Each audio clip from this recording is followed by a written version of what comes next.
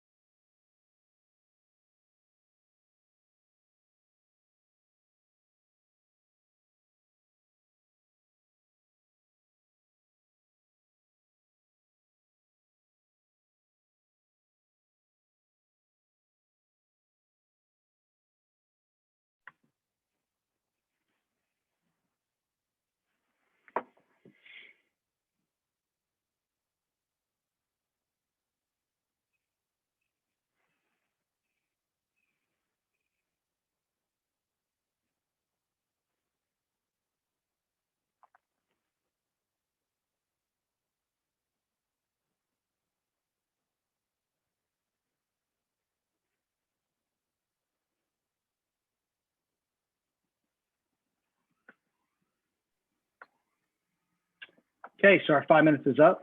Beginning teacher tip, if you don't already know this, you can just insert any video um, right into a Google Slides presentation. If you just search 2-minute timer, 3-minute timer, 4-minute timer, 5-minute timer, all the way up, you can drop these right into your presentations and have them ready to go. So, before we get started, additionally, moving forward into our presentation today, we'd like for you to focus on the shopping cart that's on your screen right now. Usually, when you go to the grocery store and you go to the grocery store hungry, you tend to put a lot of things unnecessarily into your cart. Today, as you interact with this presentation, there's going to be a lot of information that you're going to gain. We don't want you to take all of those things unnecessarily. We'd like for you to take what you need. Take the things that are going to apply to your classroom.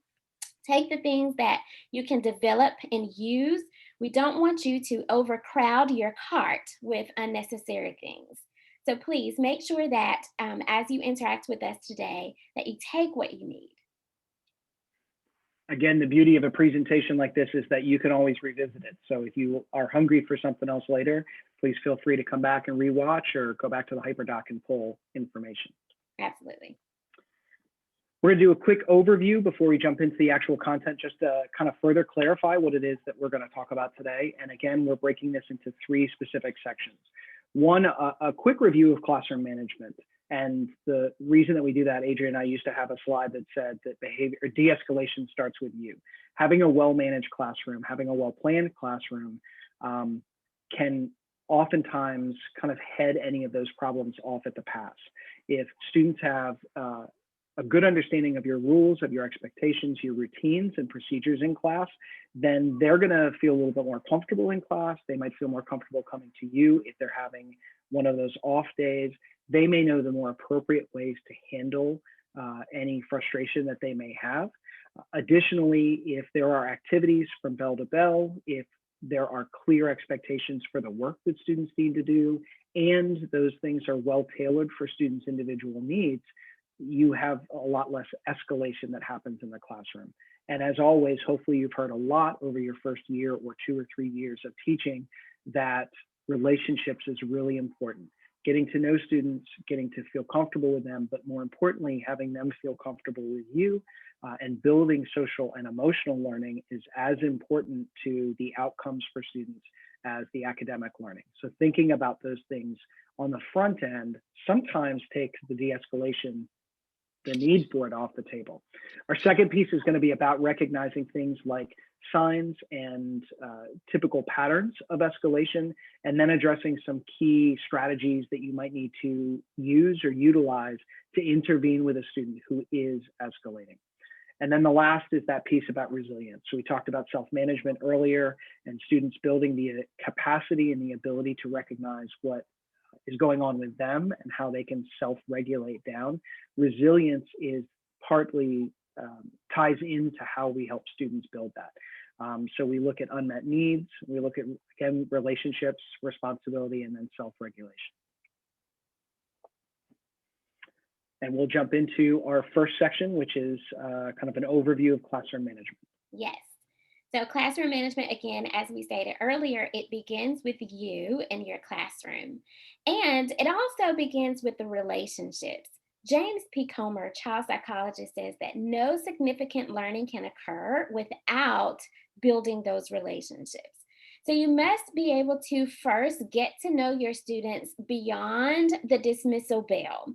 You need to get to know what their interests are, what their aspirations are, what their worries and their fears may be. You also want to make sure that you be aware of any of the trauma that students may live.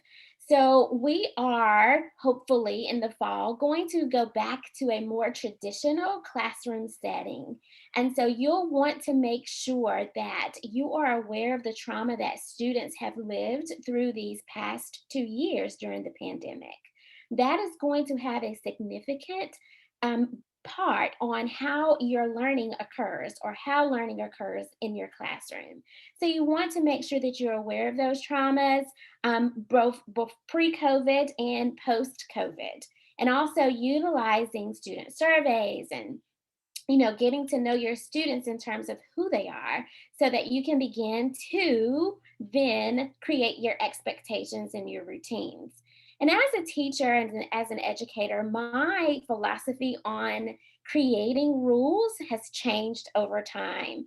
I am at the point now in my career where I really do believe that yes, you should have expectations and rules in your classrooms. However, those rules and consequences do not need to be created prior to your students entering into the room. So, part of building the relationships is having that student participation in your rules and in your regulations that you have and the expectations and procedures in your classroom. So, social contracts or agreements are really helpful because this will allow you to have buy in and information from your students to create the rules and expectations in your classroom. This allows you to teach and model the expected behaviors that you want to see and throughout the year. So, how do we walk in the hallway to the media center? What does it look like for our class when we're walking to the cafeteria? What is our voice level in the hallway? So these allow us to teach and model those behaviors. And of course, there are going to be opportunities and circumstances throughout the year where you have to reteach this. And this goes from every level. I taught at the high school level, and anytime there was a prolonged break, you better believe I had to go back in and reteach those behaviors to my students and what was expected to them. Also, this is the time where, if there is a chance, there's some sort of single school culture that you're using, making sure that there is consistency with these things, and ensuring that students understand what that single school culture looks like. And then again, being prepared for your lessons each day, having an effective, engaging, and relevant lessons in your classroom every day, of course, helps to mitigate some of these escalated behaviors that you'll see. While that it's not the cure all, and trust me, there are going to be opportunities where you have the most engaging lesson, but you still have to de escalate students. So I don't want you to feel that preparation is the end all be all, but it is one of those mitigating factors that will help you to eliminate some of the behaviors that you see. So, when we talked about that warm up or having a warm up or teaching from bell to bell, making sure that you have those things that clearly tie into a purpose. Your assignments are not busy work, and you have checks for understanding along the way. Having an exit ticket allows to give closure and purpose to your lesson. And then also creating those warm-ups gives students time to come in, get themselves together prior to your instruction. And then again, talking more about those relationships, you will see that as you create and build and establish these relationships with your scholars and your students, all of these other things in terms of expectation and being prepared for class will flow quite nicely into your day.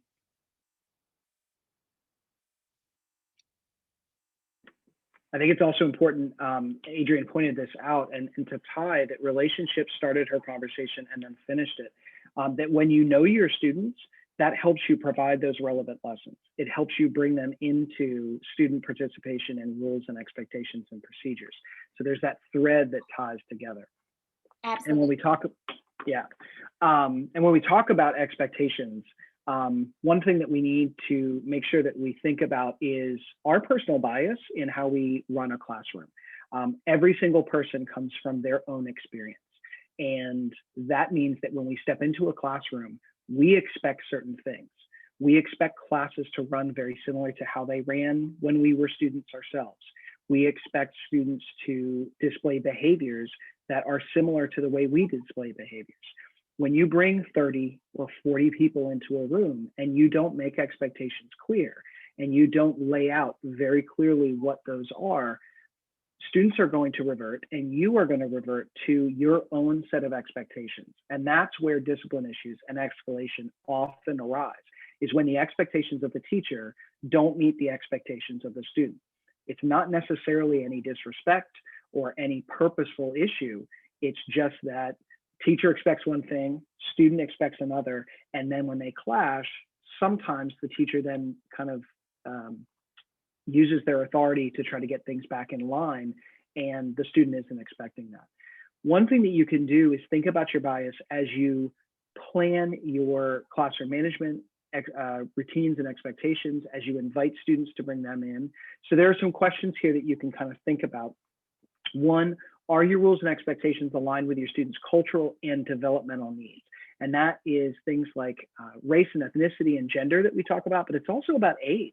Are those rules and expectations that a normal 13-year-old or 14-year-old or 5-year-old can really be expected to follow? So thinking about their needs when you make those rules. Where your rules and expectations differ, sometimes they need to. In your class, you like things to be done a certain way. If that differs from student expectations, have you effectively taught and modeled, and most importantly, Adreian mentioned this in the last slide, practiced those expectations so that students do truly know, they're not just been told, but they know what the expectations in certain situations are. And also, and I was guilty of this sometimes as a teacher myself, do my rules and expectations allow for students to be kids? And that means that they're going to make mistakes. They're going to accidentally forget. As Adreian said, when you come back from a long break, whether it's winter break or spring break, especially summer break, and for students who haven't been in a classroom because they opted to be home all of this school year, some of them won't, when they return in August, they will not have been in a classroom for a year and a half. And they're going to need some time to readjust to school culture and to learn your culture in your classroom. Giving them time to stumble and make mistakes and be supportive along the way is an important part of a teacher's job in student learning. Right. And this is where, in the previous slide, when I talked about creating social contracts together or norms for the classroom, really comes into play, that bias. Because, how many times do we run into an issue with a student and they were disrespectful or they were insubordinate? Well, we first must have to look at bias and understand what those cultural and development needs are.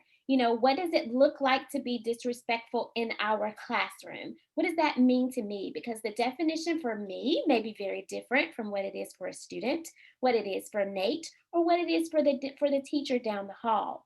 So making sure that you define what those things are, what insubordination is, what disrespect is, what kindness is, what inclusiveness is for your specific classroom. And it could vary from class to class if you are in secondary, or from year to year if you're in primary.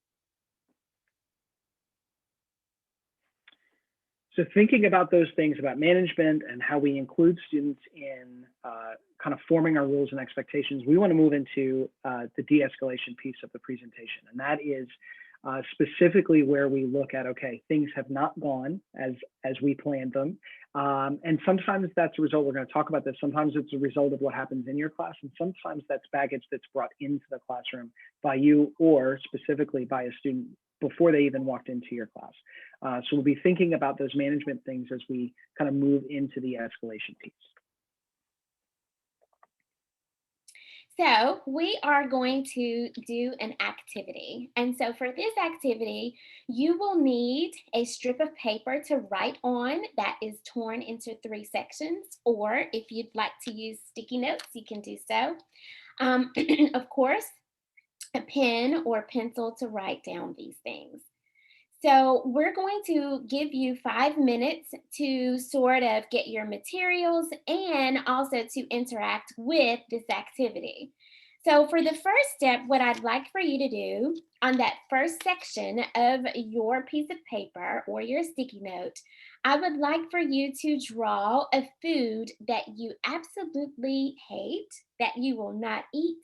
And if it is on your plate, whenever someone serves you, you don't want to have anything to do with it.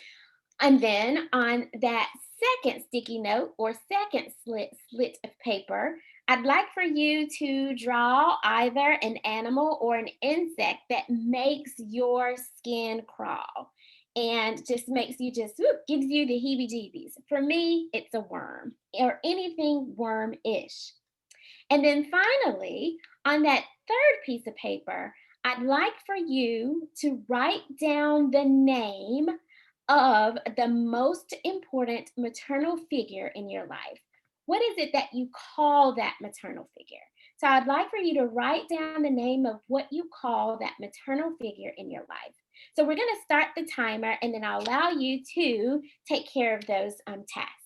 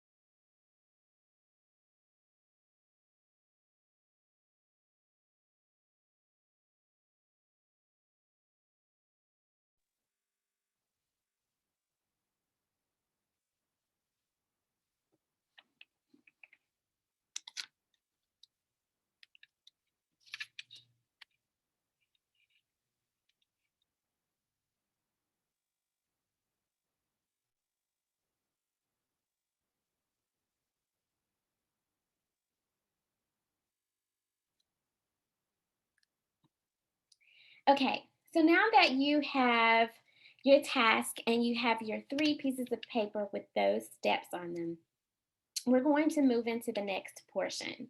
So the first thing is that that food. Now, of course, mine is an olive, and I am not an artist, so I hope I hope that you won't judge me on my picture. But I'd like for you to take that food that you dislike and crumple it up, and toss it aside. Easy peasy, correct? Next, I'd like for you to take that creepy, crawly animal, whatever it may be, and I'd like for you to throw it on the ground and stomp it. Make sure you stomp it so that they're all dead and gone. And then finally, I'd like for you to take the name of what you call your most beloved maternal figure, hold it against your heart, and then I'd like for you to take that same pencil or pen and stab right through the middle. Now, if we did this activity right, it took some pause before we were able to go through with that last task. Why? It's because no matter what you say about words and how they are only words and they don't hurt, they do have power. And so, as we move into classroom management, as we move into de escalation, we have to remember that the words that we use, both with scholars, have power, and it has the ability to create power in our classrooms, and it affects the ability that students may have to learn. So the language that you use with your scholars and your students plays a big role in their ability to learn and their ability to interact with you. Now, Rita Pearson, we all know her very well. She says that the students are not going to learn from a teacher that they don't like. So we have to make sure that we're mindful of that relationship piece and the language and the approach that we use with students. And to mirror what Adrian said there, I think that language that we use with students before we get into this slide is also how you talk about students even when they're not in front of you. Absolutely. Frames how we think about them. And that I think is really important. When it comes to language, though, we want to define a couple terms here about escalation and de-escalation. So on the left, you have the behavior escalation is that cycle of stages, and it follows a pattern in which we see that behavior or choices worsen. And sometimes we look at a student and say, why did they think that was a good idea to do that next?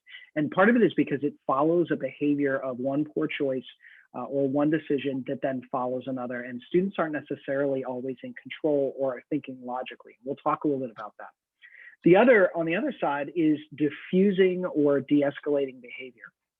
And that is using some research-based strategies, using things that we know work to intervene. And I like this graphic here because the optimal goal, of course, would be keep escalation from happening. But that's not the reality. We work with human beings. We're human beings ourselves, and things are going to happen. Mistakes and miscommunication is going to happen. Students are going to make choices that we don't always appreciate it or agree with. And the idea is that we can stop that escalation at certain points and bring students back down to a moment of calm. And that idea there at the end of the definition is recovery or the state of calm. And that's really important.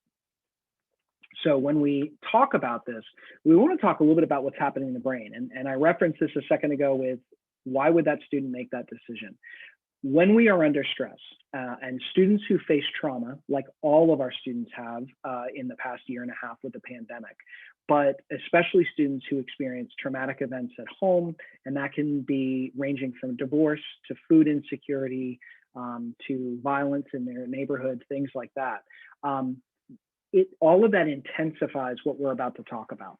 When we are stressed, we revert to our more animal brain, a more basic brain, down to the amygdala that you might have heard of.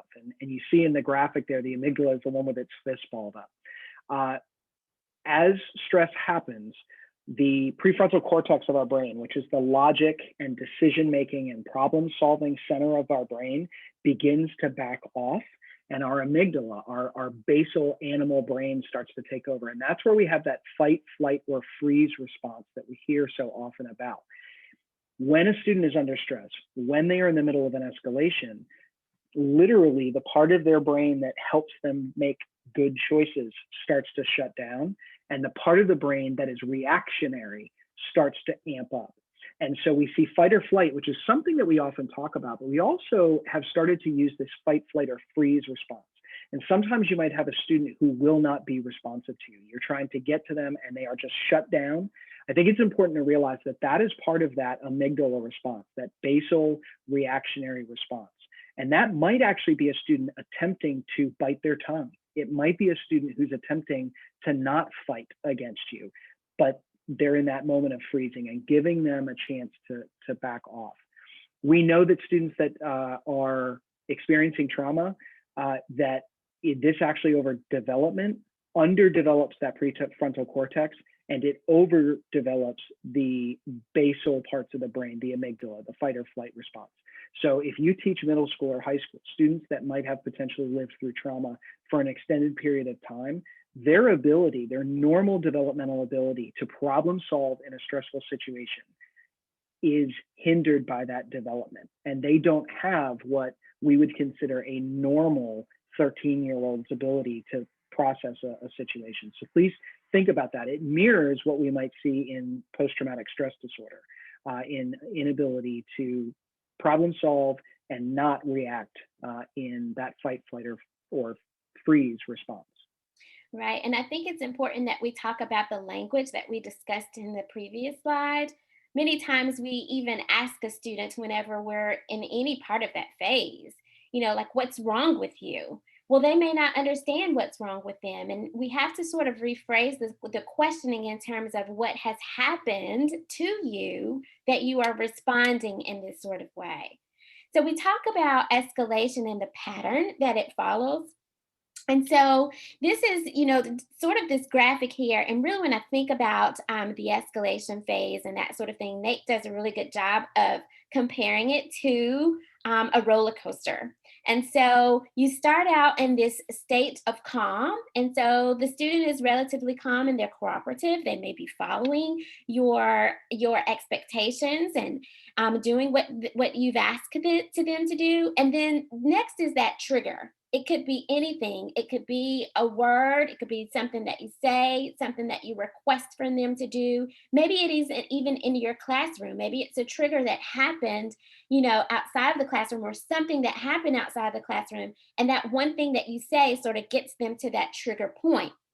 And so, and then you get that agitation. This is when that student is becoming increasingly unfocused. They may be upset. There may be some huffing and puffing and smacking of the lips at this stage. And then as it continues to go up that roller coaster ride, you get to that acceleration point. So as that conflict is unresolved, maybe we're asking, what's wrong with you? Why aren't you complying with what I'm asking you to do? Then you get to that peak. And this is where, that out of control behavior starts to come in. It may be that fight. So you may be hitting up against that brick wall, the flight, or the freeze. So is there at this stage, it's important to note that there's not really much that you can do here. Students don't listen or process well at that peak. So we go back to that graphic that Nate shows us, that's that portion where they don't understand what's happening, and so they don't know how to respond to what it is that you're asking them to. So if any point of those phases, we then have to start to think about what we can do to de-escalate that student. So what does it mean to come down off of that roller coaster hill? So, having vented at that peak stage, this is where the student, you may see confusion. They may cry at this point. They may just, not understand. It may be increasingly, apologetic, because this is where that behavior is sort of subsiding. And then you get to that recovery stage where the student often wishes to engage non-engagement activities. such as wanting to go speak to someone, or I need to call my mom, or I need to call my dad. So, or it's just like, I'm not going to do anything that you're asking me to do. And so they begin to put their head down. So understanding the pattern that the escalation sort of creates will help in that de-escalation phase. So what does all of this tell us? Well, we know that a de-escal or an escalated adult cannot de-escalate a student. So it's important that as an instructor that you know what pattern escalation sort of has so that it can help in that de-escalation process.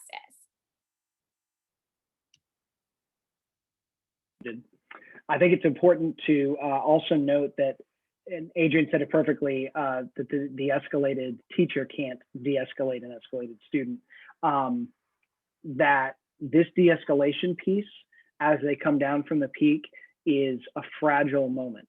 Absolutely. So student, we talked about, Adrian said they might be crying, they might be showing remorse, they might be over apologetic, but they also, especially as you get into upper elementary and into middle and high school, are going to be hypersensitive of their appearance in front of their peers. And so sarcastic comments, joking, a teacher who might, and I'm guilty of this, I used humor to diffuse. The problem is that humor can often reset the entire cycle. If a student then feels embarrassed, that's a whole nother trigger, and we see a whole nother escalation curve. Right. That's a great point, Nate. And then also we should point out too that we're human. And so sometimes when that defense mechanism kicks in, we become very defensive as well. And so it's so important to understand that again, an escalated adult cannot de-escalate a child. So don't get into that headbutt and or that back and forth, because I compare that to a headbutt. No one wins in a headbutt, right? So we have to make sure that as the adult, and again, I'm guilty of it. I have been guilty of it as a teacher. I was guilty of it as an administrator. But really learning those phases and what it looks like, that pattern of de-escalate or escalation helps, whenever we are escalating that student or de-escalating that student. So some of the things that we can do and some of the considerations that we can take are physical, environmental, and verbal. So you want to make sure that confronting an angry or potential aggressive student, make sure that you're very cautionary. That's a cautionary thing that you need to take advantage of, and make sure that if you are a teacher that you get the appropriate supports that you need in doing that. We don't want to put you or other scholars in harm threat in the way of threats. So making sure that when you are de-escalating students, it's also important that you provide personal space to that student. And it may not necessarily be a great thing for you to, command eye contact, because that may not be something that could be a trigger. And starting that, and Nate talked about how that could, start that escalation phase all over again. So really making sure that you give adequate personal space and that you take a non-threatening stance with students. So you may be a few feet. I mean, we've been 6 feet from one another for so long.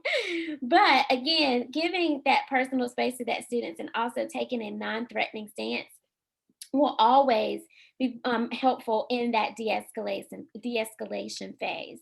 Also, you'll want to make sure that you remove peer spectators, or if you can, remove the student who is escalated. A lot of times that's not the case. And so, in my experience as both a teacher and administrator, we've had to remove the students in the class to begin that de-escalation phase with that student who was at the peak of the escalation.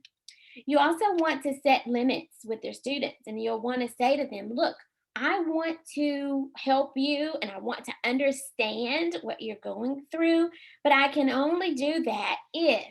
So, using those if then and giving those condition statements will also help in that de escalation phase as well. And it's so important. We talked about this earlier when we were talking about the classroom management piece, giving voice to the students. So when we give them voice, actually actively listening to what it is that the student is trying to say to them or say to us.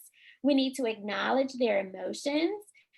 We need to also understand where they're coming from and empathize and say, if that happened to me, I would feel that way also. But where you come in as the de escalated adult, de escalating that child is giving them the supports and the language that they can use moving forward to sort of regulate those emotions. And, you know, if the situation to where presents itself again, how would you be able to now react knowing what you know? So you want to make sure that you maintain a calm demeanor and that you're steady, that there's a level voice, and that you are really taking genuine care in terms of having to de-escalate that student and knowing that they may not know how to regulate these things and it may be a new emotion for them. So, really walking through that with them and helping them to understand what they're experiencing. And again, teaching them the best steps forward if the situation is ever to arise again. Um, One of the things that we want to remind you is, and we put it kind of larger and in kind of pink here at the top, are these two reminders of number one, not to take things personally, and number two, to provide new mercies each day. Mhm. Um, most of my experience was at the middle school level, and it feels as a teacher incredibly personal when a student escalates in your room. Okay. Uh, Adolescence, and this goes from upper elementary all the way through high school, even into college, we know now.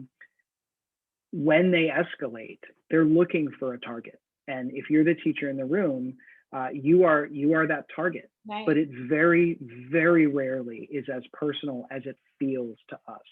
Um, and we go through our own kind of escalation curve as we attempt to deal with that. It's really hard to remember that, but I know that the times that I've been able to kind of tell myself, this student isn't really angry at me, this student isn't really um, hating on me, it makes it a little bit easier for me to see that this is a vulnerable child who's going through something. And the second is providing new mercies each day on So, that de-escalation side. Yeah, right.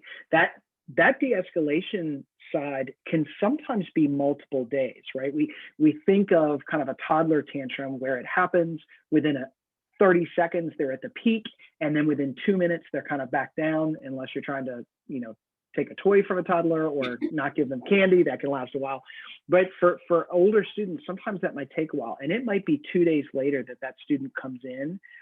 Maybe they ended up having to have some time out of your room for a while, and when they come back, if you hold on to that incident, if you hold on to what happened between the two of you, that student is never going to get to the end of that curve for that incident. They're uh, never going to get to that full closure.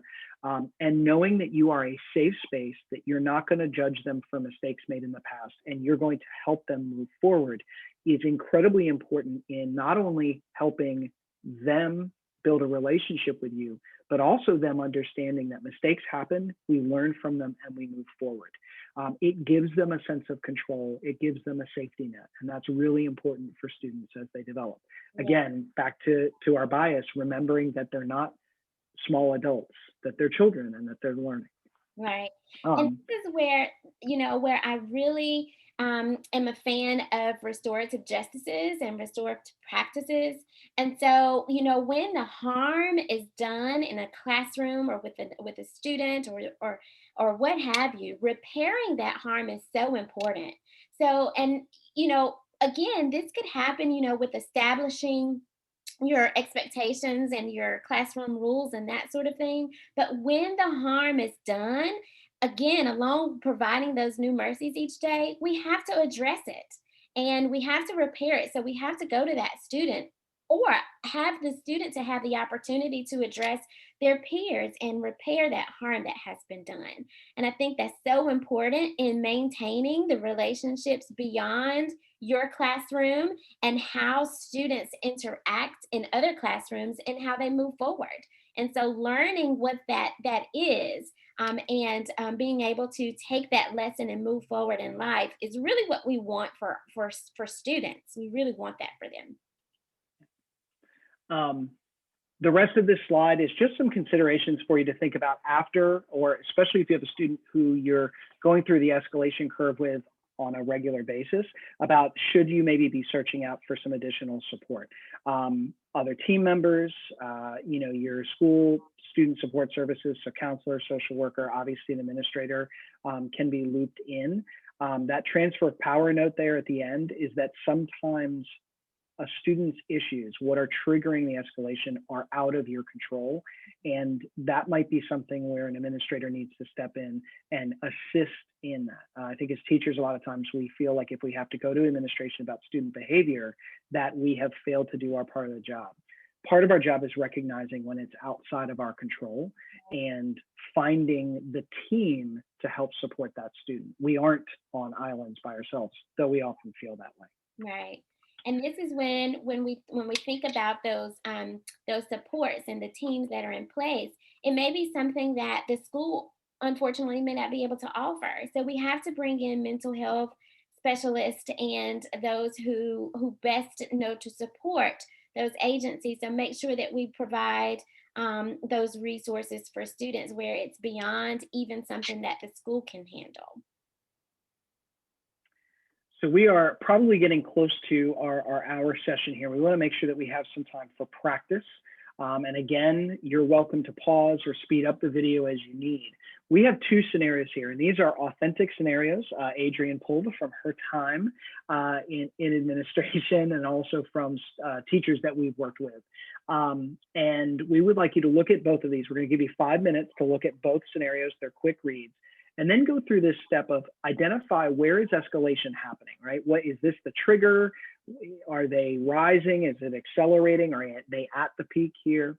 Identify those triggers again that may have led to this if they're evident in the scenario. And then what are your next steps? Thinking about those considerations that we gave you on the last page about how you might address these things. Go ahead and talk about that. Like I said, we're going to give you 5 minutes, and then we're going to give you a little bit of extra context, and Adreian will take you through scenario 1, and I'll take you through scenario 2, and then we'll wrap up. Oh, I'm supposed to click the timer there. It brought up our contextual information.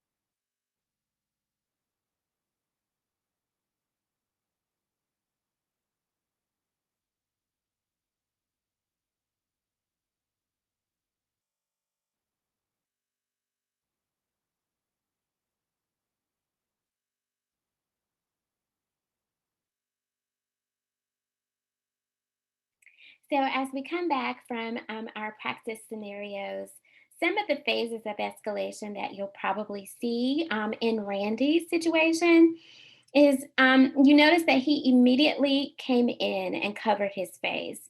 And so that should, as an instructor, already let us know that something is wrong, right? He didn't come in as his normal self and presented himself as he normally would.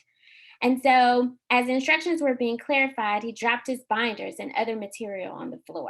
So again, he's presenting these signs that he is already triggered before he's even come into the classroom. But what really sort of sets him off is when the teacher goes over and asks the student to step outside, and then that phase of escalation just shoots up, right?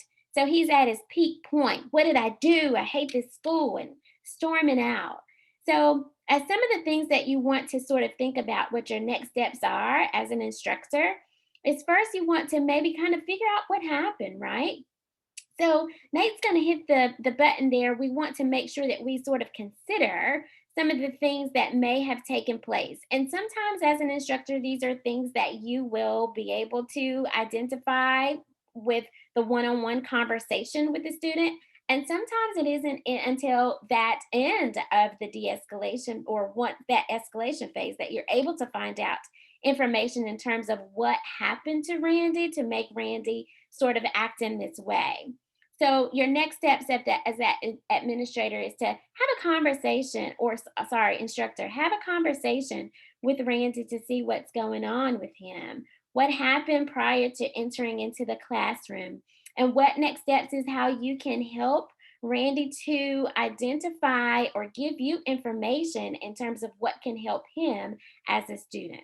So things that you may want to consider is that Randy found out from his parents that they're going through a divorce and they've decided to separate and that they're moving back to South Carolina this weekend.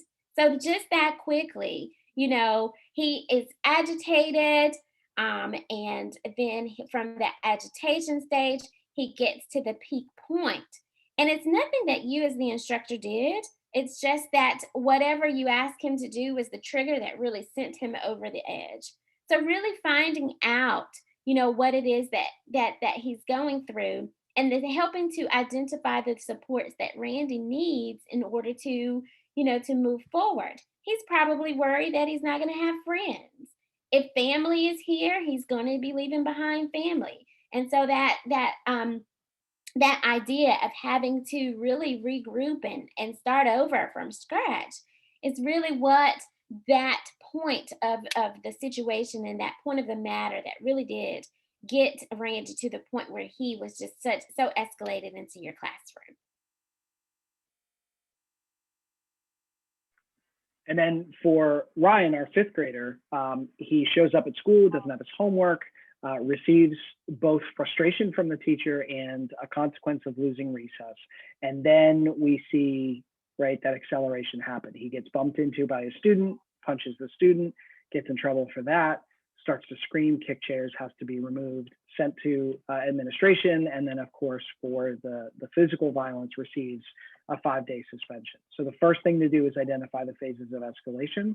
Ryan walked into school, and the immediate thing we hear that the teacher asked for the homework, the teacher didn't have, or Ryan didn't have it. We see there that the teacher expressed frustration and then took away recess, right? So receiving that consequence.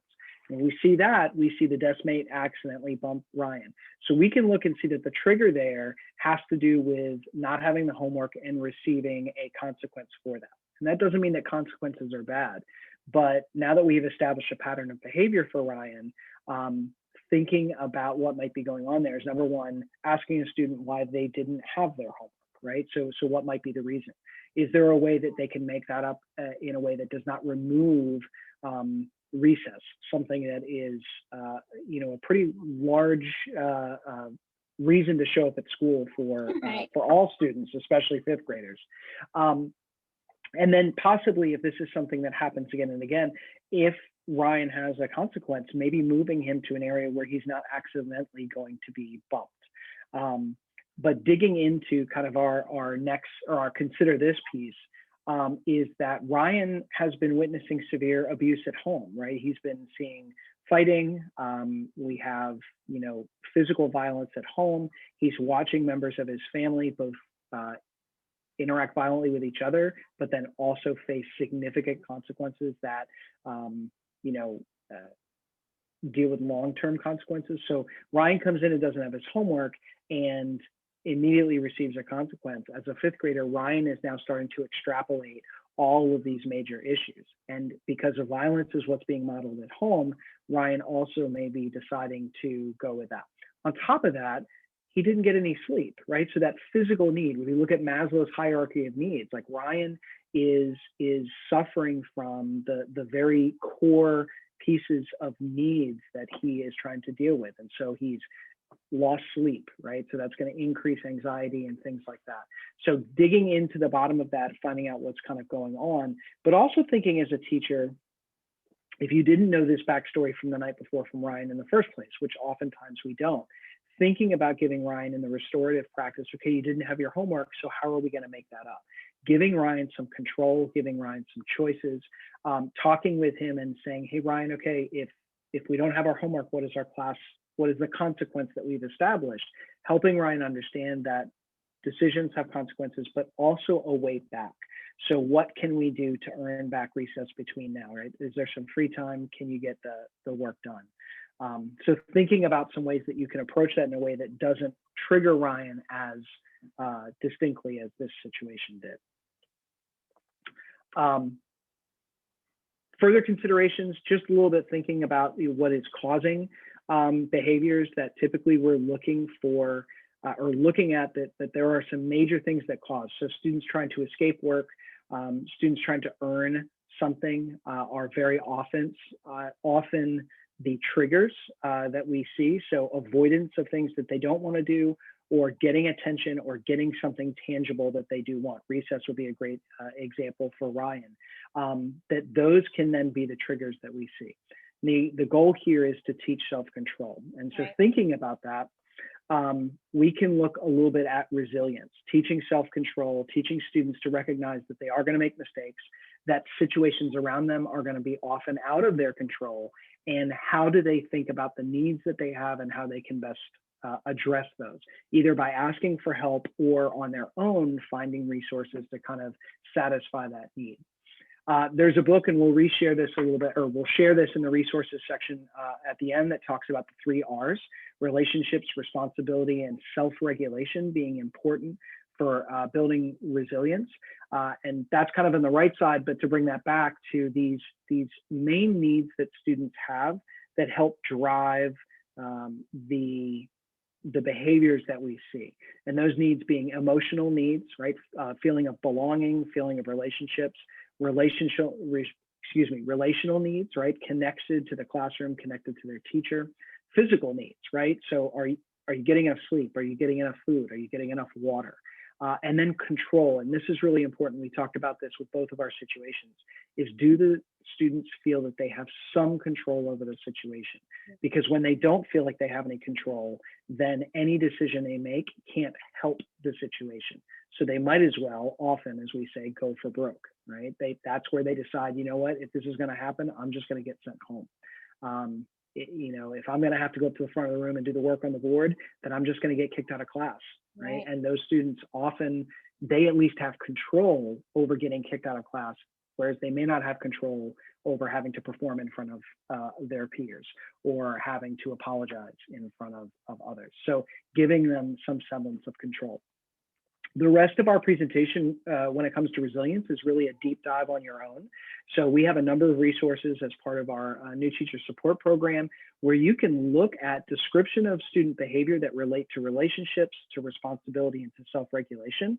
So if you have a student displaying a certain behavior, you might be able to find it in this list of descriptors. And then you're going to have some strategies that play into that. And these strategies can both help with de-escalation along with building long-term resilience in students, which again, like we've said, go hand in hand with helping students work their way through this escalation curve. So please feel free to take time and dig into that as you see fit. And then of course, we just have some resources here. a handful about bias and its effect on management and discipline, a couple of those nice lists of strategies from KQED and Edutopia on specific strategies with de-escalation, and then a link to the book about resilience and the new 3 Rs. And we invite you to explore those at your leisure. Yes. And then final thoughts, we really would like for you guys to just understand that through classroom management and through the de-escalation phases, that kids display behaviors that look like a shark, but they're scared goldfish trying to have a need met. So our job as instructors and teachers is to really identify what that little goldfish needs. Although they're presenting these shark-like behaviors, there's something underneath that goldfish underneath that, something that needs to be met. So, what is it that needs to be met so that they can process what's going on, so that they can maximize the learning that's happening in your classroom, and more importantly, how they can identify those things, those regulations, those things, the self-control that they need to move forward and be successful citizens.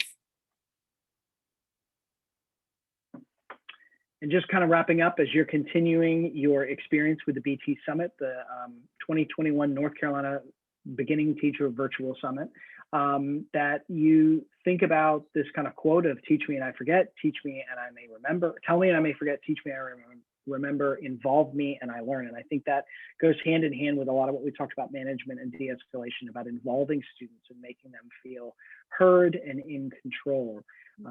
So we hope that you enjoy the rest of the sessions. We hope that this has been helpful. Our contact information, again, is here.